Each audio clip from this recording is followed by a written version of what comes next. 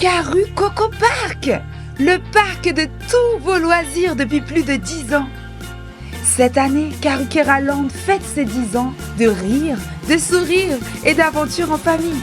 Depuis une décennie, vous êtes des milliers à partager des moments magiques au cœur de la Guadeloupe.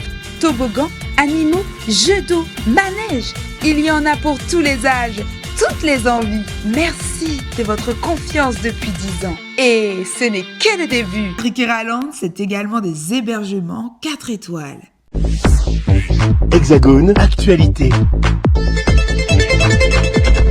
J'avais annoncé il y a de ça quelques jours que je ne voterai pas la motion de censure parce que ce que j'attendais, je suis quelqu'un de parole et j'avais dit ce que j'attendais du gouvernement et notamment de monsieur le Premier ministre. Je voulais qu'il nous donne un certain nombre de garanties sur une meilleure répartition de l'effort fiscal, beaucoup plus d'équité. La deuxième chose, sur la réforme des retraites, parce que les Français n'en voulaient pas, notre population n'en voulait pas non plus.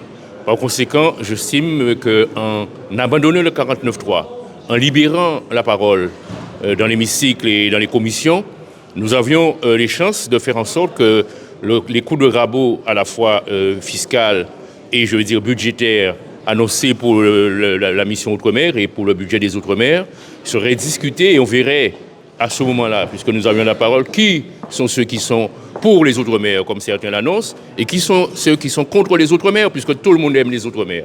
Alors là, nous avons cette chance de faire évoluer les choses, comme nous l'avions fait l'année dernière. C'est une première chose. Et par ailleurs, j'ajoute que je mène un combat dans ma circonscription, mais seulement en Guadeloupe. Et historiquement, je dis bien, sachant d'où je viens, contre toute forme de néofascisme ou rassemblement national. Je l'ai fait dans ma circonscription. La population, c'était, il n'y a pas si longtemps, il y a 1 an, s'était grandement mobilisée en nous donnant un écart extrêmement important. Par conséquent, j'avoue devant ma population, devant tous ceux qui m'écoutent, que je n'ai pas peur de nouvelles élections, mais je crois que nous avons besoin d'un peu de patience, de stabilité, que les ardeurs puissent se calmer, je dis des ardeurs électoralistes. Et vous faites confiance au Premier ministre? Oui, je fais confiance au Premier ministre parce qu'il nous a signé, nous avons sa signature sous un courrier. Il n'y a pas de raison que s'il ne tombe pas et que le Premier ministre de la France, avec le cabinet duquel nous avons négocié hier dans la journée, la ministre des Outre-mer et d'autres ministres, pour moi il ne s'agit pas la République, une ministre, quelle qu'elle soit sa ministre, c'est la République.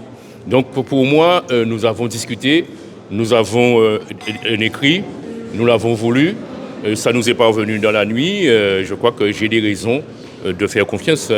Si on ne peut plus faire confiance, et je veux dire à ceux qui représentent l'État, qui représentent la continuité de l'État, et sa force, on ne peut plus faire confiance à personne. Outremernews.fr, le site de l'actualité Outre-mer, 24 heures sur 24 et 7 jours sur 7. Retrouvez la chaîne Outremer News sur YouTube.